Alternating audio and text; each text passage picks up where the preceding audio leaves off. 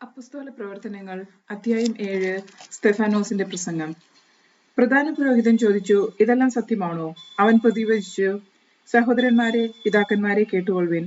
നമ്മുടെ പിതാവായ അബ്രാഹാം ഹാരാനിൽ താമസിക്കുന്നതിന് മുമ്പ് മെസൊപ്പൊട്ടേമിയയിലായിരിക്കുമ്പോൾ മഹത്വത്തിന്റെ ദൈവം അവന് പ്രത്യക്ഷനായി അവനോട് പറഞ്ഞു, നിന്റെ നാട്ടിൽ നിന്നും ബന്ധുക്കളിൽ നിന്നും നീ പുറപ്പെട്ട് ഞാൻ കാണിച്ചു തരുന്ന ദേശത്തേക്ക് പോവുക. അവൻ കൽദായ ദേശത്തു നിന്ന് പുറപ്പെട്ട് ഹാരാനിൽ താമസമാക്കി. പിതാവിന്റെ മരണശേഷം അവിടെ നിന്ന് ഞങ്ങളിപ്പോൾ വസിക്കുന്ന ഈ ദേശത്തേക്ക് ദൈവം അവനെ കൊണ്ടുവന്നു. എങ്കിലും അവിടുന്ന് അവന് ഒരവകാശവും ഒരടി സ്ഥലവും പോലും കൊടുത്തില്ല. എന്നാൽ ഈ ദേശം അവനും പിൻതലമുറയ്ക്കും അവകാശമായി നൽകുമെന്ന് അവന് സന്താനമില്ലാതിരിക്കുമ്പോൾ തന്നെ അവിടുന്ന് വാഗ്ദാനം ചെയ്തു. അവന്റെ സന്താനങ്ങൾ മറ്റുള്ളവരുടെ ദേശത്ത് പ്രവാസികളായിരിക്കുമെന്നും അവരെ വിദേശികൾ 400 വർഷത്തേക്ക് അടിമകളായി പീഡിപ്പിക്കുമെന്നും ദൈവം പറഞ്ഞു. ദൈവം വീണ്ടും പറഞ്ഞു, അവർ സ്നേഹിക്കുന്ന ജനതയെ ഞാൻ വിധിക്കും. അതിനുശേഷം അവർ പുറപ്പെട്ട് ഈ സ്ഥലത്ത് വന്ന് എന്നെ ആരാധിക്കുകയും ചെയ്യും. പിന്നെ അവിടുന്ന് അവനുമായി പരിച്ഛേദനത്തിന്റെ ഉടമ്പടി ചെയ്തു. അബ്രാഹത്തിൽ നിന്ന് ഇസഹാക്ക് ജനിച്ചു. 8-ാം ദിവസം അവനെ പരിച്ഛേദനം ചെയ്തു. ഇസഹാക്കിൽ നിന്ന് യാക്കോബും യാക്കോബിൽ നിന്ന് 12 ഗോത്രപിതാക്കന്മാരും ജനിച്ചു.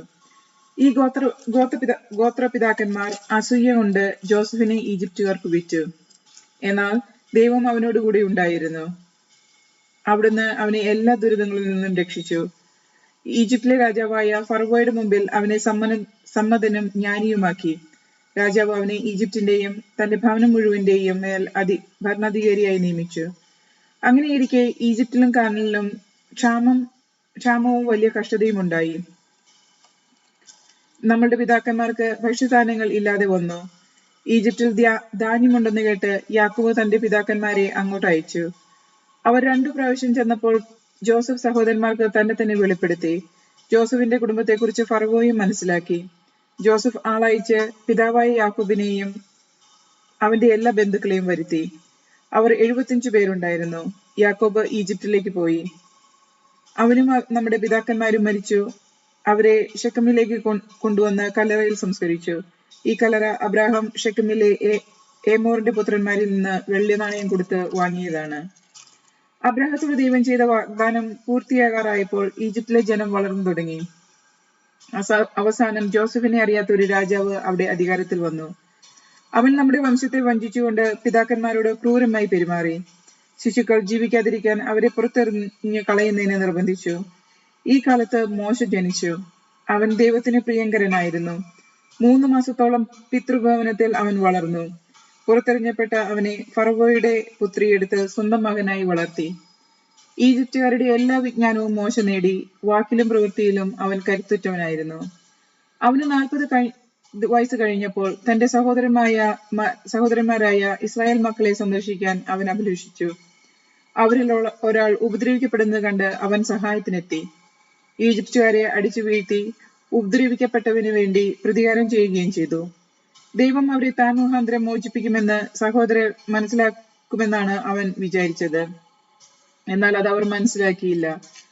അടുത്ത ദിവസം അവർ ശണ്ട കൂടിക്കൊണ്ടിരിക്കെ അവരെ അനുരഞ്ജിപ്പിക്കാമെന്ന് വിചാരിച്ച് അവൻ പറഞ്ഞു, നിങ്ങൾ സഹോദരന്മാരാണ്, എന്തിനു പരസ്പരം ദ്രോഹിക്കുന്നു?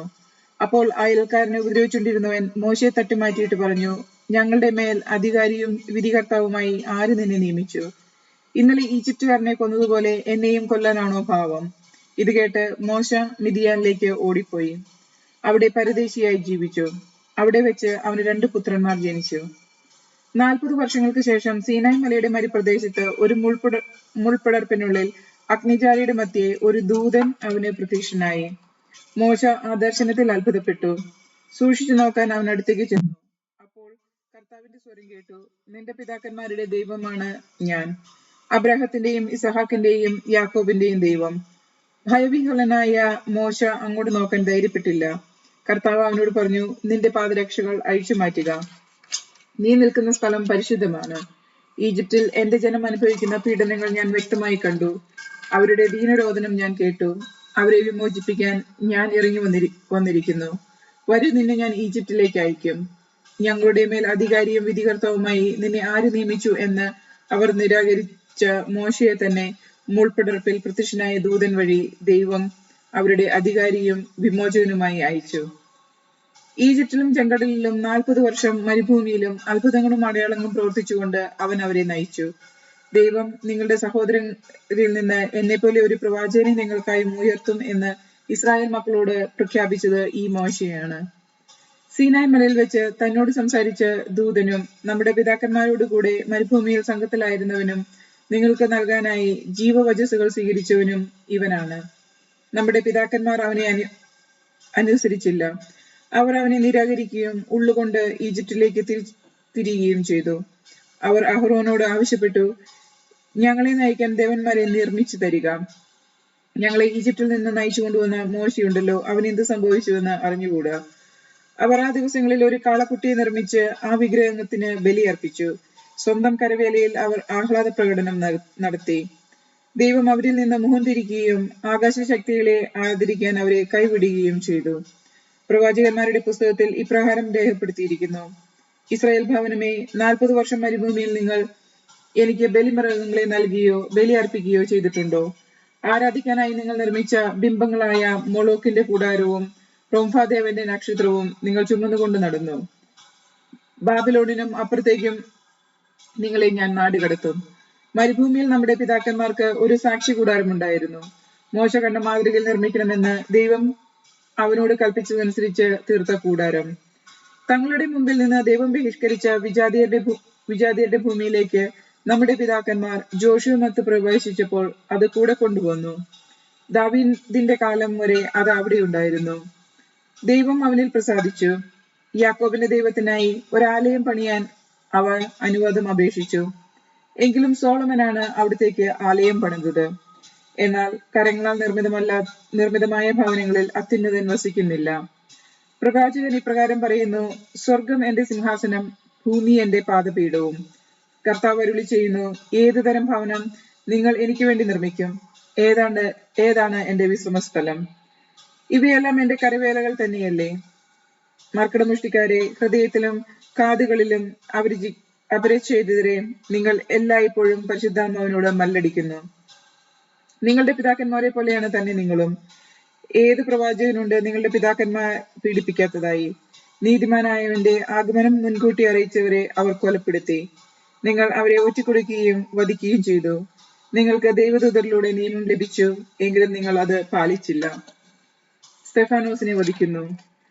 അവർ ഇത് കേട്ടപ്പോൾ അവന്റെ നേരെ കോപാക്രാന്തരായി പല്ല് കടിച്ചു. എന്നാൽ അവൻ പരിശുദ്ധാത്മാവിനാൽ നിറഞ്ഞ് സ്വർഗത്തിലേക്ക് നോക്കി ദൈവത്തിന്റെ മഹത്വം ദർശിച്ചു.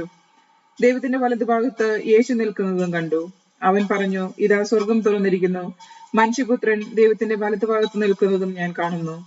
അവർ ഉച്ചത്തിൽ ആക്രോശിച്ചുകൊണ്ട് ചെവി പൊത്തുകയും അവന്റെ നേരെ ഒന്നാകെ പാഞ്ഞെടുക്കുകയും ചെയ്തു. അവർ അവനെ നഗരത്തിന് പുറത്താക്കി കല്ലെറിഞ്ഞു. സാക്ഷികൾ തങ്ങളുടെ വസ്ത്രങ്ങൾ സാവൂൾ എന്ന ഒരു യുവാവിന്റെ കാൽക്കൽ അഴിച്ചുവെച്ചു. അനന്തരം അവർ സ്തെഫാനോസിനെ കല്ലെറിഞ്ഞു. അപ്പോൾ അവൻ പ്രാർത്ഥിച്ചു, കർത്താവായ യേശുവേ, എന്റെ ആത്മാവിനെ കൈക്കൊള്ളണമേ. അവൻ മുട്ടുകുത്തി വലിയ സ്വരത്തിൽ അപേക്ഷിച്ചു, കർത്താവെ, ഈ പാപം അവരുടെ മേൽ ആരോപിക്കരുത്. ഇത് പറഞ്ഞ് അവൻ മരണനിദ്ര പ്രാപിച്ചു. അധ്യായം 8. സാവൂൾ സഭയെ പീഡിപ്പിക്കുന്നു. സാവൂൾ ഈ വധത്തെ അനുകൂലിച്ചു. അന്ന് ജെറുസലേമിലെ സഭയ്ക്കെതിരായി വലിയ പീഡനം നടന്നു. അപ്പോസ്തലന്മാരൊഴികെ മറ്റെല്ലാവരും യൂദയയുടെയും സമറിയയുടെയും ഗ്രാമങ്ങളിലേക്ക് ചിതറിപ്പോയി. വിശ്വാസികൾ സ്തെഫാനോസിനെ സംസ്കരിച്ചു. അവനെ ചൊല്ലി അവർ വലിയ വിലാപം ആചരിച്ചു. എന്നാൽ സാവൂൾ സഭയെ നശിപ്പിക്കാൻ ശ്രമിച്ചുകൊണ്ടിരുന്നു. അവൻ വീട് തോറും കയറി ഇറങ്ങി സ്ത്രീ പുരുഷന്മാരെ വലിച്ചിഴച്ചു കൊണ്ടുവന്ന് തടവിലാക്കി. സുവിശേഷം സമറിയയിൽ. ചിതറിക്കപ്പെട്ടവർ വചനം പ്രസംഗിച്ചുകൊണ്ട് ചുറ്റി സഞ്ചരിച്ചു. ഫിലിപ്പോസ് സമറിയയിലെ ഒരു നഗരത്തിൽ ചെന്ന് അവിടെയുള്ളവരോട് ക്രിസ്തുവിനെ പറ്റി പ്രഘോഷിച്ചു. ഫിലിപ്പോസിന്റെ വാക്കുകൾ കേൾക്കുകയും അവൻ പ്രവർത്തിച്ച അടയാളങ്ങൾ കാണുകയും ചെയ്ത ജനക്കൂട്ടം അവൻ പറഞ്ഞ കാര്യങ്ങൾ ഏകമനസ്സോടെ ശ്രദ്ധിച്ചു. എന്നാൽ അശുദ്ധാത്മാക്കൾ തങ്ങൾ ആവേശിച്ചിരുന്നവരെ വിട്ട് ഉച്ചത്തിൽ നിലവിളിച്ചുകൊണ്ട് പുറത്തുപോയി. അനേകം തളർവാദ രോഗികളും മുടന്തന്മാരും സുഖം പ്രാപിച്ചു. അങ്ങനെ ആ നഗരത്തിൽ വലിയ സന്തോഷമുണ്ടായി. മാന്ത്രവിദ്യ നടത്തിക്കൊണ്ടിരുന്ന ഷിമിയോൻ എന്നൊരുവൻ ആ നഗരത്തിൽ ഉണ്ടായിരുന്നു. അവൻ വലിപ്പം ഭാവിച്ച് സമറിയ ദേശത്തെ വിസ്മയിച്ചു. ചെറിയവൻ മുതൽ വലിയവർ വരെ എല്ലാവരും അവൻ പറയുന്നത് കേട്ടിരുന്നു. അവർ പറഞ്ഞു, മഹാശക്തി എന്ന് വിളിക്കുന്ന ദൈവശക്തി തന്നെയാണ് ഈ മനുഷ്യൻ. ദീർഘകാലമായി മാന്ത്രികവിദ്യ കൊണ്ട് അവരെ വിസ്മയിപ്പിച്ചിരുന്നതിനാലാണ് എല്ലാവരും അവനെ ശ്രദ്ധിച്ചു പോന്നത്. എന്നാൽ ദൈവരാജ്യത്തെക്കുറിച്ചും യേശു ക്രിസ്തുവിന്റെ നാമത്തെക്കുറിച്ചും ഫിലിപ്പോസ് പ്രസംഗിച്ചപ്പോൾ സ്ത്രീ പുരുഷ ഭേദമന്യേ എല്ലാവരും വിശ്വസിച്ചു, ജ്ഞാനസ്നാനം സ്വീകരിച്ചു. ശിമിയോൻ പോലും വിശ്വസിച്ചു. അവൻ ജ്ഞാനസ്നാനം സ്വീകരിച്ച് ഫിലിപ്പോസിന്റെ കൂടെ ചേർന്നു. സംഭവിച്ചുകൊണ്ടിരുന്ന അടയാളങ്ങളും വലിയ അത്ഭുത പ്രവൃത്തികളും കണ്ട് അവർ ആശ്ചര്യഭരിതരായി. സമറിയാക്കാർ ദൈവവചനം സ്വീകരിച്ചു എന്ന് കേട്ടപ്പോൾ ജെറുസലേമിലുള്ള അപ്പസ്തോലന്മാർ പത്രോസിനെയും യോഹന്നാനെയും അവരുടെ അടുത്തേക്ക് അയച്ചു. അവർ ചെന്ന് അവിടെയുള്ളവർ പരിശുദ്ധാത്മാവിനെ സ്വീകരിക്കേണ്ടതിന് അവർക്ക് വേണ്ടി പ്രാർത്ഥിച്ചു. കാരണം അതുവരെ പരിശുദ്ധാത്മാവ് അവരിൽ ആരുടെയും മേൽ വന്നിരുന്നില്ല. അവർ കർത്താവായ യേശുവിന്റെ നാമത്തിൽ ജ്ഞാനസ്നാനം സ്വീകരിക്കുക മാത്രമേ ചെയ്തിരുന്നുള്ളൂ. പിന്നീട് അവരുടെ മേൽ അവർ കൈകൾ വെച്ചു. അവർ പരിശുദ്ധാത്മാവിനെ സ്വീകരിക്കുകയും ചെയ്തു. അപ്പസ്തലന്മാരുടെ കൈവപ്പ് വഴി പരിശുദ്ധാത്മാവ് നൽകപ്പെട്ടത് കണ്ടപ്പോൾ ശിമിയോൻ അവർക്ക് പണം നൽകിക്കൊണ്ട് പറഞ്ഞു, ഞാൻ ആരുടെ മേൽ കൈവച്ചാലും അവർക്ക് പരിശുദ്ധാത്മാവിനെ ലഭിക്കത്തക്ക വിധം ഈ ശക്തി എനിക്കും തരിക. പത്രോസ് പറഞ്ഞു, നിന്റെ വെള്ളത്തിട്ടുകൾ നിന്നോടുകൂടെ നശിക്കട്ടെ. എന്തെന്നാൽ ദൈവത്തിന്റെ ദാനം പണം കൊടുത്തു വാങ്ങാമെന്ന് നീ വ്യാമോഹിച്ചു. നിനക്ക് ഈ കാര്യത്തിൽ ഭാഗഭാഗിത്വമോ അവകാശമോ ഉണ്ടായിരിക്കുകയില്ല. കാരണം നിന്റെ ഹൃദയം ദൈവസന്നിധിയിൽ ശുദ്ധമല്ല. അതിനാൽ നിന്റെ ഈ ദുഷ്ടതയെക്കുറിച്ച് നീ അനുദപിക്കുകയും കർത്താവിനോട് പ്രാർത്ഥിക്കുകയും ചെയ്യുക. ഒരുപക്ഷെ നിന്റെ ഈ ദുഷ്ടവിചാരത്തിന് മാപ്പ് ലഭിക്കും. നീ കടുത്ത വിദ്വേഷത്തിലും അനീതിയുടെ ബന്ധനത്തിലുമാണെന്ന് ഞാൻ മനസ്സിലാക്കുന്നു. ശിമയോൻ മറുപടി പറഞ്ഞു, നിങ്ങൾ പറഞ്ഞതൊന്നും എനിക്ക് സംഭവിക്കാതിരിക്കാൻ എനിക്ക് വേണ്ടി നിങ്ങൾ കർത്താവിനോട് പ്രാർത്ഥിക്കുക. അവർ കർത്താവിന്റെ വചനത്തിന് സാക്ഷ്യം നൽകുകയും അത് പ്രഘോഷിക്കുകയും ചെയ്തതിനു ശേഷം ജെറുസലേമിലേക്ക് മടങ്ങി. അങ്ങനെ അവർ സമറിയക്കാരുടെ പല ഗ്രാമങ്ങളിലും സുവിശേഷം അറിയിച്ചു. ഫിലിപ്പോസും എത്യോപ്യക്കാരനും. കർത്താവിന്റെ ഒരു ദൂതൻ ഫിലിപ്പോസിനോട് പറഞ്ഞു, എഴുന്നേറ്റ് തെക്കോട്ട് നടന്ന് ജെറുസലേമിൽ നിന്ന് ഗാസയിലേക്കുള്ള പാതയിലെത്തുക. അത് ഒരു വിജനമായ പാതയായിരുന്നു. അവൻ എഴുന്നേറ്റ് യാത്ര തിരിച്ചു. അപ്പോൾ എത്യോപ്യക്കാരനായ ഒരു ഷണ്ടൻ എത്യോപ്യ രാജ്ഞിയെ കന്ദാക്കയുടെ ഭണ്ഡാര വിചാരിപ്പുകാരൻ ജെറുസലേമിൽ ആരാധിക്കാൻ പോയിട്ട് തിരിച്ചു വരികയായിരുന്നു. രഥത്തിലിരുന്ന് അവൻ ഏശയ്യായുടെ പ്രവചനം വായിച്ചു കൊണ്ടിരുന്നു. ആത്മാവ് ഫിലിപ്പോസിനോട് പറഞ്ഞു, ആ രഥത്തെ സമീപിച്ച് അതിനോട് ചേർന്ന് നടക്കുക. ഫിലിപ്പോസ് അവന്റെ അടുത്തിൽ ഓടിയെത്തി. അവൻ ഏശയ്യായുടെ പ്രവചനം വായിക്കുന്നത് കേട്ട് ചോദിച്ചു, വായിക്കുന്നത് നിനക്ക് മനസ്സിലാകുന്നുണ്ടോ?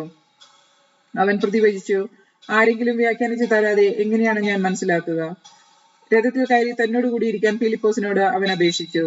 അവൻ വായിച്ചുകൊണ്ടിരുന്ന വിശുദ്ധ ഗ്രന്ഥഭാഗം ഇതാണ്: കൊലയ്ക്ക് കൊണ്ടുപോകുന്ന ആടിനെ പോലെയും രോമം കത്തിരിക്കുന്നവന്റെ മുമ്പിൽ മൂകനായി നിൽക്കുന്ന ആട്ടിൻകുട്ടിയെ പോലെയും അവൻ തന്റെ വായ തുറന്നില്ല. അപമാനിതനായ അവന് നീതി നിഷേധിക്കപ്പെട്ടു. അവന്റെ തലമുറയെ പറ്റി ആര് വിവരിക്കും? എന്തെന്നാൽ ഭൂമിയിൽ നിന്ന് അവന്റെ ജീവൻ അപഹരിക്കപ്പെട്ടു. ഷണ്ടൻ ഫിലിപ്പോസിനോട് ചോദിച്ചു, ആരെക്കുറിച്ചാണ് പ്രവാചകൻ ഇത് പറയുന്നത്? തന്നെ കുറിച്ച് തന്നെയോ അതോ മറ്റൊരാളെ കുറിച്ചോ? അപ്പോൾ ഫിലിപ്പോസ് സംസാരിക്കാൻ തുടങ്ങി. ഷണ്ടൻ വായിച്ച വിശുദ്ധ ഗ്രന്ഥഭാഗത്ത് നിന്ന് ആരംഭിച്ച് അവനോട് യേശുവിന്റെ സുവിശേഷം പ്രസംഗിച്ചു. അവർ പോകുമ്പോൾ ഒരു ജലാശയത്തിങ്കലെത്തി. അപ്പോൾ ഷണ്ടൻ പറഞ്ഞു, ഇതാ വെള്ളം, എന്നെ ജ്ഞാനസ്നാനപ്പെടുത്തുന്നതിന് എന്തെങ്കിലും തടസ്സമുണ്ടോ? രഥം നിർത്താൻ അവൻ ആജ്ഞാപിച്ചു. അവർ ഇരുവരും വെള്ളത്തിലിറങ്ങി. ഫിലിപ്പോസ് ഷണ്ടന് സ്നാനം നൽകി. അവർ വെള്ളത്തിൽ നിന്ന് കയറിയപ്പോൾ കർത്താവിന്റെ ആത്മാവ് ഫിലിപ്പോസിനെ സംഭവിച്ചുകൊണ്ടുപോയി. ഷണ്ടൻ അവനെ പിന്നീട് കണ്ടില്ല. സന്തോഷഭരിതരായി അവൻ യാത്ര തുടർന്നു. താൻ അസോത്തോസിൽ എത്തിയതായി ഫിലിപ്പോസ് കണ്ടു. എല്ലാ നഗരങ്ങളിലും ചുറ്റി സഞ്ചരിച്ച് സുവിശേഷം പ്രസംഗിച്ച് അവൻ കേസറിയയിലെത്തി. അധ്യായം 9. സാവൂളിന്റെ മാനസാന്തരം. സാവൂൾ അപ്പോഴും കർത്താവിന്റെ ശിഷ്യരുടെ നേരെ വധഭീഷണി ഉയർത്തിക്കൊണ്ടിരുന്നു. അവൻ പ്രധാന പുരോഹിതനെ സമീപിച്ച് ക്രിസ്തുമാർഗം സ്വീകരിച്ച സ്ത്രീ പുരുഷന്മാരിൽ ആരെ കണ്ടാലും അവരെ ബന്ധനസ്ഥനാക്കി ജെറുസലേമിലേക്ക് കൊണ്ടുവരുവാൻ ദമാസ്കസിലെ സിനഗോഗിലേക്കുള്ള അധികാരപത്രങ്ങൾ ആവശ്യപ്പെട്ടു. അവൻ യാത്ര ചെയ്ത് ദമാസ്കസിൽ സമീപിച്ചപ്പോൾ പെട്ടെന്ന് ആകാശത്തിൽ നിന്ന് ഒരു മിന്നലൊളി അവന്റെ മേൽ പതിച്ചു. അവൻ നിലം പതിച്ചു. ഒരു സ്വരം അവനോട് ഇങ്ങനെ ചോദിക്കുന്നതും കേട്ടു, സാവൂൾ, സാവൂൾ, നീ എന്തിനെന്നെ പീഡിപ്പിക്കുന്നു? അവൻ ചോദിച്ചു, കർത്താവേ, അങ്ങ് ആരാണ്? അപ്പോൾ ഇങ്ങനെ മറുപടി ഉണ്ടായി, നീ പീഡിപ്പിക്കുന്ന യേശുവാണ് ഞാൻ. എഴുന്നേറ്റ് നഗരത്തിലേക്ക് പോവുക. നീ എന്താണ് ചെയ്യേണ്ടതെന്ന് അവിടെ വെച്ച് നിന്നെ അറിയിക്കും. അവനോടൊപ്പം യാത്ര ചെയ്തിരുന്നവർ സ്വരം കേട്ടെങ്കിലും ആരെയും കാണായികയാൽ സ്തബ്ധരായി നിന്നുപോയി. സാവൂൾ നിലത്ത് നിന്ന് എഴുന്നേറ്റു. കണ്ണു തുറന്നിട്ടും ഒന്നും കാണാൻ അവന് കഴിഞ്ഞില്ല. തന്മൂലം അവനെ കൈക്ക് പിടിച്ച് ദമാസ്കസിലേക്ക് കൊണ്ടുപോയി. 3 ദിവസത്തേക്ക് അവന് കാഴ്ചയില്ലായിരുന്നു. അവനൊന്നും ഭക്ഷിക്കുകയോ പാനം ചെയ്യുകയോ ചെയ്തില്ല. സാവൂളിന്റെ ജ്ഞാനസ്നാനം. അനനിയാസ് എന്നു പേരായ ഒരു ശിഷ്യൻ ദമാസ്കസിൽ ഉണ്ടായിരുന്നു. ദർശനത്തിൽ കർത്താവ് അവനെ വിളിച്ചു, അനനിയാസ്. അവൻ വിളി കേട്ടു, കർത്താവേ, ഇതാ ഞാൻ. കർത്താവ് അവനോട് പറഞ്ഞു, നീ എഴുന്നേറ്റ് ഋജുവീഥി എന്ന് വിളിക്കപ്പെടുന്ന തെരുവിൽ ചെന്ന് യൂദാസിന്റെ ഭവനത്തിൽ തർസോസുകാരനായ സാവൂളിനെ അന്വേഷിക്കുക. അവൻ ഇതാ പ്രാർത്ഥിച്ചുകൊണ്ടിരിക്കുകയാണ്. അനനിയാസ് എന്നൊരുവൻ വന്ന് തനിക്ക് വീണ്ടും കാഴ്ച ലഭിക്കാൻ തന്റെ മേൽ കൈവയ്ക്കുന്നതായി അവന് ദർശനമുണ്ടായിരിക്കുന്നു. അനനിയാസ് പറഞ്ഞു, കർത്താവെ, അവിടുത്തെ വിശുദ്ധർക്കെതിരായി അവൻ ജെറുസലേമിൽ എത്രമാത്രം തിന്മകൾ പ്രവർത്തിച്ചിട്ടുണ്ടെന്ന് വളരെ പേരിൽ നിന്ന് ഞാൻ കേട്ടിട്ടുണ്ട്. ഇവിടെയും അവിടുത്തെ നാമം വിളിച്ചപേക്ഷിക്കുന്ന സകലരെയും ബന്ധനസ്ഥനാക്കുന്നതിനുള്ള അധികാരം പുരോഹിത പ്രമുഖന്മാരിൽ നിന്ന് അവൻ സമ്പാദിച്ചിരിക്കുന്നു. കർത്താവ് അവനോട് പറഞ്ഞു, നീ പോവുക, വിജാതിയരുടെയും രാജാക്കന്മാരുടെയും ഇസ്രായേൽ മക്കളുടെയും മുമ്പിൽ എന്റെ നാമം വഹിക്കാൻ തിരഞ്ഞെടുക്കപ്പെട്ട പാത്രമാണവൻ. എന്റെ നാമത്തെ പ്രതി അവൻ എത്രമാത്രം സഹിക്കേണ്ടി വരുമെന്ന് അവന് ഞാൻ കാണിച്ചു കൊടുക്കും. അനനിയാസ് ചെന്ന് ആ ഭവനത്തിൽ പ്രവേശിച്ച് അവന്റെ മേൽ കൈകൾ വെച്ചുകൊണ്ട് പറഞ്ഞു, സഹോദരനായ സാവൂൾ, മാർഗമധ്യേ നിനക്ക് പ്രത്യക്ഷപ്പെട്ട കർത്താവായ യേശു നിനക്ക് വീണ്ടും കാഴ്ച ലഭിക്കുന്നതിനും നീ പരിശുദ്ധാത്മാവിനാൽ നിറയുന്നതിനും വേണ്ടി എന്നെ അയച്ചിരിക്കുന്നു. ഉടൻ തന്നെ ചെതുമ്പല് പോലെ എന്ന ഒന്ന് അവന്റെ കണ്ണിൽ നിന്ന് അടർന്നു വീഴുകയും അവന് കാഴ്ച ലഭിക്കുകയും ചെയ്തു. അവൻ എഴുന്നേറ്റ് ജ്ഞാനസ്നാനം സ്വീകരിച്ചു. അനന്തരം അവൻ ഭക്ഷണം കഴിച്ച് ശക്തി പ്രാപിക്കുകയും ദമാസ്കസിലെ ശിഷ്യന്മാരോടുകൂടെ കുറെ ദിവസം താമസിക്കുകയും ചെയ്തു. അധികം താമസിയാതെ യേശു ദൈവപുത്രനാണെന്ന് അവൻ സിനഗോഗുകളിൽ പ്രഘോഷിക്കുവാൻ തുടങ്ങി. അത് കേട്ടവരെല്ലാം വിസ്മയഭരിതരായി പറഞ്ഞു, ജെറുസലേമിൽ ഈ നാമം വിളിച്ചപേക്ഷിക്കുന്നവരെ പീഡിപ്പിച്ചിരുന്നത് ഇവനല്ലേ? ഇവിടെയും അങ്ങനെയുള്ളവരെ ബന്ധനസ്ഥനാക്കി പുരോഹിത പ്രമുഖന്മാരുടെ മുമ്പിൽ കൊണ്ടുപോകാൻ വേണ്ടിയല്ലേ ഇവൻ വന്നിരിക്കുന്നത്? സാവൂളാകട്ടെ കൂടുതൽ ശക്തി ആർജിച്ച് യേശു തന്നെയാണ് ക്രിസ്തു എന്ന് തെളിയിച്ചുകൊണ്ട് ദമാസ്കസിൽ താമസിച്ചിരുന്ന യഹൂദന്മാരെ ഉത്തരം മുട്ടിച്ചുകൊണ്ടിരുന്നു. കുറെ നാൾ കഴിഞ്ഞപ്പോൾ അവനെ വധിക്കാൻ യഹൂദന്മാർ ഗൂഢാലോചന നടത്തി. അത് സാവൂളിന്റെ ശ്രദ്ധയിൽപ്പെട്ടു. അവനെ വധിക്കാൻ രാവും പകലും അവർ കവാടത്തിൽ ശ്രദ്ധാപൂർവം കാത്തുനിന്നു. എന്നാൽ അവന്റെ ശിഷ്യന്മാർ രാത്രി അവനെ ഒരു കട്ടിലിരുത്തി മതിലിന് മുകളിലൂടെ താഴേക്കിറക്കി. സാവൂൾ ജെറുസലേമിൽ എത്തിയപ്പോൾ ശിഷ്യന്മാരുടെ സംഘത്തിൽ ചേരാൻ അവൻ പരിശ്രമിച്ചു. എന്നാൽ അവർക്കെല്ലാം അവനെ ഭയമായിരുന്നു. കാരണം അവനൊരു ശിഷ്യനാണെന്ന് അവർ വിശ്വസിച്ചില്ല. ബർന്നബാസ് അവനെ അപ്പോസ്തലന്മാരുടെ അടുക്കൽ കൂട്ടിക്കൊണ്ടുവന്നു. സാവൂൾ വഴിയിൽ വെച്ച് കർത്താവിനെ ദർശിച്ചതും അവിടുന്ന് അവനോട് സംസാരിച്ചതും ദമാസ്കസിൽ വെച്ച് യേശുവിന്റെ നാമത്തിൽ അവൻ ധൈര്യപൂർവ്വം പ്രസംഗിച്ചതും ബർന്നബാസ് അവരെ വിവരിച്ചു കേൾപ്പിച്ചു. അനന്തരം സാവൂൾ അവരോടൊപ്പം ജെറുസലേമിൽ ചുറ്റി സഞ്ചരിച്ചുകൊണ്ട് കർത്താവിന്റെ നാമത്തിൽ ധൈര്യത്തിൽ പ്രസംഗിച്ചു. ഗ്രീക്കുകാരോടും അവൻ പ്രസംഗിക്കുകയും വാദപ്രതിവാദത്തിൽ ഏർപ്പെടുകയും ചെയ്തു. അവരാകട്ടെ അവനെ വധിക്കാൻ ശ്രമിച്ചുകൊണ്ടിരുന്നു. എന്നാൽ ഈ വിവരം അറിഞ്ഞ സഹോദരന്മാർ അവനെ കേസറിയയിൽ കൊണ്ടുവന്ന് തർസോസിലേക്ക് അയച്ചു. അങ്ങനെ യൂദ, ഗലീലി, സമരിയ എന്നിവിടങ്ങളിലെ സഭകളിൽ സമാധാനമുളവായി. അത് ശക്തി പ്രാപിച്ച് ദൈവഭയത്തിലും പരിശുദ്ധാത്മാ നൽകിയ സമാധാനത്തിലും വളർന്ന് വികസിച്ചു. പത്രോസിന്റെ സഭാ സന്ദർശനം. പത്രോസ് ചുറ്റി സഞ്ചരിക്കുന്നതിനിടയിൽ ലിദായിലെ വിശുദ്ധന്മാരുടെ അടുക്കിലെത്തി. അവിടെ ഐനയാസ് എന്നൊരുവനെ അവൻ കണ്ടുമുട്ടി. അവൻ 8 വർഷമായി തളർവാദം പിടിപെട്ട് രോഗശയ്യയിലായിരുന്നു. പത്രോസ് അവനോട് പറഞ്ഞു, അനനിയാസേ, യേശുക്രിസ്തു നിന്നെ സുഖപ്പെടുത്തുന്നു. എഴുന്നേറ്റ് നിന്റെ കിടക്ക ചുരുട്ടുക. ഉടൻ തന്നെ അവൻ എഴുന്നേറ്റു. ലിദിയയിലെയും സാറോണിലെയും സകല ജനങ്ങളും അവനെ കണ്ടു കർത്താവിലേക്ക് തിരിഞ്ഞു. യോപ്പായിൽ തബിത്ത എന്നു പേരായ ഒരു ശിഷ്യനുണ്ടായിരുന്നു. ഈ പേരിന് മാൻപേഡ എന്നാണ് അർത്ഥം. സത്കൃത്യങ്ങളിലും ദാനധർമ്മങ്ങളിലും അവൾ സമ്പന്നയായിരുന്നു. ആയിടെ അവൾ രോഗം പിടിവിട്ട് മരിച്ചു. അവളെ കുളിപ്പിച്ച് മുകളിലത്തെ നിലയിൽ കിടത്തി. ലിദ യോപ്പായുടെ സമീപത്താണ്. പത്രോസ് അവിടെ ഉണ്ടെന്നറിഞ്ഞ് ശിഷ്യന്മാർ 2 പേരെ അയച്ച് താമസിയാതെ തങ്ങളുടെ അടുത്തേക്ക് വരണമെന്ന് അഭ്യർത്ഥിച്ചു. പത്രോസ് ഉടനെ അവരോടൊപ്പം പുറപ്പെട്ടു. സ്ഥലത്തെത്തിയപ്പോൾ അവനെ മുകളിലത്തെ നിലയിലേക്ക് അവർ കൂട്ടിക്കൊണ്ടുപോയി. വിധവകളെല്ലാം നിലപിച്ചുകൊണ്ട് അവന് ചുറ്റും നിന്നു. അവൾ ജീവിച്ചിരുന്നപ്പോൾ നിർമ്മിച്ച വസ്ത്രങ്ങളും മേലങ്കിയും അവർ അവനെ കാണിച്ചു. പത്രോസ് എല്ലാവരെയും പുറത്താക്കിയതിനു ശേഷം മുട്ടുകുത്തി പ്രാർത്ഥിച്ചു. പിന്നീട് മൃതദേഹത്തിന് നേരെ തിരിഞ്ഞ് പറഞ്ഞു, തബിത്ത, എഴുന്നേൽക്കൂ. അവൾ കണ്ണു തുറന്നു. പത്രോസിനെ കണ്ടപ്പോൾ അവൾ എഴുന്നേറ്റിരുന്നു. അവൻ അവളെ കൈക്ക് പിടിച്ച് എഴുന്നേൽപ്പിച്ചു. പിന്നീട് വിശുദ്ധരെയും വിധവകളെയും വിളിച്ച് അവളെ ജീവിക്കുന്നവരായി അവരെ ഏൽപ്പിച്ചു. ഇത് യോപ്പ മുഴുവൻ പരസ്യമായി. വളരെ പേർ കർത്താവിൽ വിശ്വസിക്കുകയും ചെയ്തു. അവൻ തുകൽ പണിക്കാരനായ ശിമിയോന്റെ കൂടെ യോപ്പയിൽ കുറെ നാൾ താമസിച്ചു. അധ്യായം 10. കൊർന്നേലിയൂസ്. കേസറിയായിൽ കൊർന്നേലിയൂസ് എന്നൊരുവൻ ഉണ്ടായിരുന്നു. അവൻ ഇത്താലിക്ക് എന്ന് വിളിക്കപ്പെടുന്ന സൈന്യഭാഗത്തിന്റെ ഒരു ശതാധിപനായിരുന്നു. അവനും കുടുംബവും ദൈവഭയവും ദൈവഭക്തിയും ഉള്ളവരായിരുന്നു. അവൻ ജനങ്ങൾക്ക് ഉദാരമായ ദാനധർമ്മം ചെയ്യുകയും ദൈവത്തോട് നിരന്തരം പ്രാർത്ഥിക്കുകയും ചെയ്തു പോന്നു. ഒരു ദിവസം ഏതാണ്ട് 9-ാം മണിക്കൂറിൽ കൊർണേലിയൂസ് എന്ന് വിളിച്ചുകൊണ്ട് ഒരു ദൈവദൂതൻ ആഗതനാകുന്നത് ഒരു ദർശനത്തിൽ അവൻ വ്യക്തമായി കണ്ടു. ഭയവിഹ്വലനായി ചുറ്റും നോക്കിക്കൊണ്ട് അവൻ ചോദിച്ചു, പ്രഭു, ഇതെന്താണ്? ദൂതൻ പറഞ്ഞു, നിന്റെ പ്രാർത്ഥനകളും ദാനധർമ്മങ്ങളും ദൈവസന്നിധിയിൽ നിന്നെ അനുസ്മരിപ്പിച്ചിരിക്കുന്നു. യോപ്പായിലേക്ക് ആളയച്ച് പത്രോസ് എന്ന് വിളിക്കപ്പെടുന്ന ശിമയോനെ വരുത്തുക. അവൻ കടൽ തീരത്ത് താമസിക്കുന്ന തുകൽപ്പണിക്കാരൻ ശിമയോന്റെ വീട്ടിലുണ്ട്.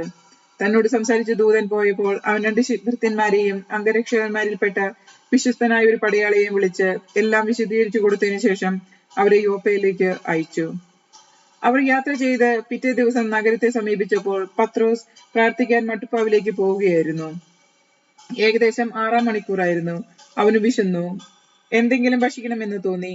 അപ്പോൾ ഭക്ഷണം തയ്യാറായിക്കൊണ്ടിരുന്നപ്പോൾ അവനൊരു ദിവ്യ അനുഭൂതി ഉണ്ടായി. സ്വർഗം തുറന്നിരിക്കുന്നതും വലിയ വിരിപ്പാവ് പോലെയുള്ള ഒരു പാത്രം 4 കോണിലും പിടിച്ച് ഭൂമിയിലേക്ക് ഇറക്കപ്പെടുന്നതും അവൻ കണ്ടു. ഭൂമിയിലെ എല്ലാത്തരം നാൽക്കാലികളും ഇഴജന്തുക്കളും ആകാശപ്പറവുകളും അതിലുണ്ടായിരുന്നു. ഒരു സ്വരവും അവൻ കേട്ടു, പത്രോസേ, നീ എഴുന്നേൽക്കുക, നീ ഇവയെ കൊന്ന് ഭക്ഷിക്കുക. പത്രോസ് പറഞ്ഞു, കർത്താവെ, ഒരിക്കലുമല്ല. മലിനമോ അശുദ്ധമായോ ഒന്നും ഞാൻ ഒരിക്കലും ഭക്ഷിച്ചിട്ടില്ല. രണ്ടാമതും അവൻ ആ സ്വരം കേട്ടു, യേശു വിശദീകരിച്ചത് മലിനമെന്ന് നീ കണക്കാക്കരുത്. 3 പ്രാവശ്യവും ഇങ്ങനെ സംഭവിച്ചു.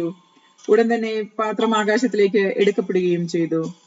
താൻ കണ്ട ദർശനത്തിന്റെ അർത്ഥമെന്തെന്ന് പത്രോസ് സംശയിച്ചു നിൽക്കുമ്പോൾ കൊർന്നേലിയൂസ് അയച്ച ആളുകൾ ശിമയോന്റെ വീട് അന്വേഷിച്ച് പടിവാതിക്കൽ നിൽക്കുന്നുണ്ടായിരുന്നു. പത്രോസ് എന്ന് വിളിക്കപ്പെടുന്ന ശിമയോൻ ഇവിടെയാണോ താമസിക്കുന്നതെന്ന് അവർ വിളിച്ചു ചോദിച്ചു. പത്രോസ് ദർശനത്തെക്കുറിച്ച് ചിന്തിച്ചുകൊണ്ടിരുന്നപ്പോൾ ആത്മാവ് അവനോട് പറഞ്ഞു, ഇതാ 3 പേർ നിന്നെ അന്വേഷിക്കുന്നു. എഴുന്നേറ്റ് താഴേക്ക് ചെല്ലുക. ഒന്നും സംശയിക്കാതെ അവരോടൊപ്പം പോവുക, എന്തെന്നാൽ ഞാനാണ് അവരെ അയച്ചിരിക്കുന്നത്. പത്രോസ് താഴെ വന്ന് അവരോട് പറഞ്ഞു, നിങ്ങൾ അന്വേഷിക്കുന്ന ആൾ ഞാൻ തന്നെ. നിങ്ങൾ വന്നതിന്റെ ഉദ്ദേശം എന്ത്? അവർ പറഞ്ഞു, നീതിമാനും ദൈവഭയമുള്ളവനും യഹൂദജനത്തിന് മുഴുവൻ സമ്മതിനുമായ കൊർന്നേലിയൂസ് എന്ന ശതാധിപന് നിന്നെ ആളയച്ച് വീട്ടിലേക്ക് കൊണ്ടുചെല്ലണമെന്നും നിന്റെ വാക്കുകൾ കേൾക്കണമെന്നും ദൈവദൂതനിൽ നിന്ന് നിർദ്ദേശം ലഭിച്ചിരിക്കുന്നു. അവൻ അവരെ അകത്തേക്ക് വിളിച്ച് അവിടെ താമസിപ്പിച്ചു. അടുത്ത ദിവസം അവൻ അവരോടൊപ്പം പുറപ്പെട്ടു. യോപ്പായിൽ നിന്നുള്ള ചില സഹോദരന്മാരും അവനെ അനുയാത്ര ചെയ്തു. പിറ്റേ ദിവസം അവർ കേസറിയയിലെത്തി. കൊർന്നേലിയൂസ് തന്റെ ബന്ധുക്കളെയും അടുത്ത സുഹൃത്തുക്കളെയും വിളിച്ചുകൂട്ടി. അവരുടെ വരവ് പ്രതീക്ഷിച്ചിരിക്കുകയായിരുന്നു. പത്രോസ് അകത്ത് പ്രവേശിച്ചപ്പോൾ കൊർന്നേലിയൂസ് അവനെ സ്വീകരിച്ച് കാൽക്കൽ വീണ് നമസ്കരിച്ചു. എഴുന്നേൽക്കുക, ഞാനും ഒരു മനുഷ്യനാണ് എന്ന് പറഞ്ഞുകൊണ്ട് പത്രോസ് അവനെ എഴുന്നേൽപ്പിച്ചു. അവനോട് സംസാരിച്ചുകൊണ്ട് പത്രോസ് അകത്ത് പ്രവേശിച്ചപ്പോൾ വളരെ പേർ അവിടെ കൂടിയിരിക്കുന്നത് കണ്ടു. അവൻ അവരോട് പറഞ്ഞു, മറ്റൊരു വർഗക്കാരുമായി സമ്പർക്കം പുലർത്തുന്നതും അവനെ സമീപിക്കുന്നതും ഒരു യഹൂദൻ എത്രത്തോളം നിയമവിരുദ്ധമാണെന്ന് നിങ്ങൾക്ക് അറിയാമല്ലോ. എന്നാൽ ഒരു മനുഷ്യനെയും ഹീനജാതിക്കാരനോ അശുദ്ധനോ എന്നോ വിളിക്കരുതെന്ന് ദൈവം എനിക്ക് കാണിച്ചു തന്നിരിക്കുന്നു. അതിനാൽ നിങ്ങളെ എനിക്ക് ആളയച്ചപ്പോൾ യാതൊരു തടസ്സവും പറയാതെ ഞാൻ വരികയാണ് ചെയ്തത്. എന്തിനാണ് നിങ്ങൾ എനിക്ക് ആളയച്ചതെന്ന് പറയുവേൻ. കൊർന്നേലിയൂസ് മറുപടി പറഞ്ഞു, 4 ദിവസം മുമ്പ് ഈ സമയത്ത് വീട്ടിൽ വെച്ച് ഞാൻ 9-ാം മണിക്കൂറിലെ പ്രാർത്ഥന നടത്തുകയായിരുന്നു. പെട്ടെന്ന് തിളങ്ങുന്ന വസ്ത്രങ്ങൾ അണിഞ്ഞ ഒരാൾ എന്റെ മുമ്പിൽ പ്രത്യക്ഷപ്പെട്ടു. അവൻ പറഞ്ഞു, കൊർന്നേലിയൂസേ, ദൈവസന്നിധിയിൽ നിന്റെ പ്രാർത്ഥനകൾ എത്തുകയും ദൈവം നിന്റെ ദാനധർമ്മങ്ങൾ അനുസ്മരിക്കുകയും ചെയ്തിരിക്കുന്നു. അതുകൊണ്ട് യോപ്പായിലേക്ക് ആളയച്ച് പത്രോസ് എന്ന് വിളിക്കപ്പെടുന്ന ശിമയോനെ വരുത്തുക. കടൽ തീരത്ത് തുകൽപ്പണിക്കാരനായ ശിമയോന്റെ വീട്ടിലാണ് അവൻ താമസിക്കുന്നത്. അതുകൊണ്ട് നിന്നെ വിളിക്കാൻ ഞാൻ ഉടനെ ആളയച്ചു. നീ സൗമ്യ മനസ്സോടെ ഇവിടെ വരികയും ചെയ്തു. കർത്താവ് നിന്നോട് ആജ്ഞാപിച്ചിട്ടുള്ളതെല്ലാം കേൾക്കാൻ ഇതാ ദൈവസന്നിധിയിൽ ഞങ്ങൾ എല്ലാവരും സന്നിഹിതരായിരിക്കുന്നു. പത്രോസിന്റെ പ്രസംഗം. പത്രോസ് അവരോട് സംസാരിച്ചു തുടങ്ങി. സത്യമായും ദൈവത്തിന് പക്ഷപാതമില്ലെന്നും അവിടുത്തെ ഭയപ്പെടുകയും നീതി പ്രവർത്തിക്കുകയും ചെയ്യുന്ന ആരും ഏത് ജനത്തിൽപ്പെട്ടവനായാലും അവിടത്തേക്ക് സ്വീകാര്യനാണെന്നും സത്യമായി അറിയുന്നു. സമാധാനത്തിന്റെ സദ്വാർത്ത ലോകത്തെയും കർത്താവായ യേശു ക്രിസ്തുവിലൂടെ വിളംബരം ചെയ്തുകൊണ്ട് തന്റെ വചനം അവിടുന്ന് ഇസ്രായേൽ മക്കൾക്ക് നൽകി. യോഹന്നാൻ പ്രസംഗിച്ച സ്നാനത്തിന് ശേഷം ഗലീലയിൽ ആരംഭിച്ച യൂദയ മുഴുവനിലും സംഭവിച്ച കാര്യങ്ങൾ നിങ്ങൾക്ക് അറിവുള്ളതാണല്ലോ. നസ്രയനായ യേശുവിനെ പരിശുദ്ധാത്മാവിനാലും ശക്തിയാലും ദൈവം എങ്ങനെ അഭിഷേകം ചെയ്തുവെന്ന്, അവൻ എപ്രകാരം നന്മ പ്രവർത്തിച്ചുകൊണ്ട് പിശാചിനാൽ പീഡിക്കപ്പെട്ടുവെന്നും സുഖപ്പെടുത്തിക്കൊണ്ട് ചുറ്റി സഞ്ചരിച്ചുവെന്നും നിങ്ങൾക്കറിയാം. ദൈവം അവനോടുകൂടി ഉണ്ടായിരുന്നു. യഹൂദന്മാരുടെ ദേശത്തും ജെറുസലേമിലും അവൻ ചെയ്ത എല്ലാ കാര്യങ്ങൾക്കും നിങ്ങൾ സാക്ഷികളാണ്. അവർ അവനെ മരത്തിൽ തൂക്കിക്കൊന്നു. എന്നാൽ ദൈവം അവനെ 3-ാം ദിവസം ഉയർപ്പിക്കുകയും പ്രത്യക്ഷനാക്കുകയും ചെയ്തു. എല്ലാവർക്കുമല്ല, സാക്ഷികളായി ദൈവം മുൻകൂട്ടി തിരഞ്ഞെടുത്ത ഞങ്ങൾക്ക് മാത്രം. അവൻ മരിച്ചവരിൽ നിന്ന് ഉയർത്തെഴുന്നേറ്റതിനു ശേഷം അവനോടുകൂടെ ഭക്ഷിക്കുകയും പാനം ചെയ്യുകയും ചെയ്തിട്ടുള്ളവരാണ് ഞങ്ങൾ. ജീവിച്ചിരിക്കുന്നവരുടെയും മരിച്ചവരുടെയും വിധികർത്താവായി ദൈവം നിയോഗിച്ചിരിക്കുന്നവൻ അവനാണ് എന്ന് ജനങ്ങളോട് പ്രസംഗിക്കാനും സാക്ഷ്യം വഹിക്കാനും ഞങ്ങൾക്ക് കൽപ്പന നൽകി. അവനിൽ വിശ്വസിക്കുന്ന ഏവരും അവന്റെ നാമം വഴി പാപമോചനം നേടുമെന്ന് പ്രവാചകന്മാർ അവനെക്കുറിച്ച് സാക്ഷ്യപ്പെടുത്തിയിരിക്കുന്നു. വിജാതിയർക്ക് ജ്ഞാനസ്നാനം. പത്രോസ് ഇത് പറഞ്ഞുകൊണ്ടിരിക്കുമ്പോൾ തന്നെ കേട്ടുകൊണ്ടിരുന്ന എല്ലാവരുടെയും മേൽ പരിശുദ്ധാത്മാവ് വന്നു. വിജാതിയരുടെ മേൽ പോലും പരിശുദ്ധാത്മാവിന്റെ ദാനം വർഷിക്കപ്പെട്ടതിനാൽ പത്രോസിനോടുകൂടെ വന്നിരുന്ന പരിച്ഛേദകരായ വിശ്വാസികൾ വിസ്മയിച്ചു. അവൻ അന്യഭാഷയിൽ സംസാരിക്കുന്നതും ദൈവത്തെ സ്തുതിക്കുന്നതും അവർ കേട്ടു. അപ്പോൾ പത്രോസ് പറഞ്ഞു, നമ്മെ പോലെ തന്നെ പരിശുദ്ധാത്മാവിനെ സ്വീകരിച്ച ഇവർക്ക് ജ്ഞാനസ്നാന ജലം നിഷേധിക്കാൻ ആർക്കെങ്കിലും സാധിക്കുമോ? യേശുക്രിസ്തുവിന്റെ നാമത്തിൽ അവർക്ക് സ്നാനം നൽകാൻ അവൻ കൽപ്പിച്ചു.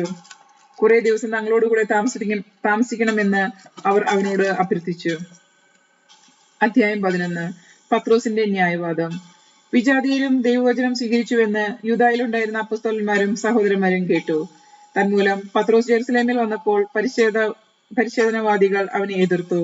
അവർ ചോദിച്ചു, അപരിച്ഛേദരുടെ അടുക്കൽ നീ പോവുകയും അവരോടൊപ്പം ഭക്ഷണം കഴിക്കുകയും ചെയ്തത് എന്തുകൊണ്ട്? പത്രോസ് അവരോട് എല്ലാം ക്രമമായി വിശദീകരിക്കാൻ തുടങ്ങി. ഞാൻ യോപ്പ നഗരത്തിൽ പ്രാർത്ഥിച്ചുകൊണ്ടിരിക്കുകയായിരുന്നു. അപ്പോൾ എനിക്ക് ദിവ്യാനുഭൂതിയിൽ ഒരു ദർശനമുണ്ടായി. സ്വർഗത്തിൽ നിന്ന് വലിയ വിരിപ്പ് പോലെ ഒരു പാത്രം 4 കോണിലും പിടിച്ച് ഇറക്കുന്നത് ഞാൻ കണ്ടു.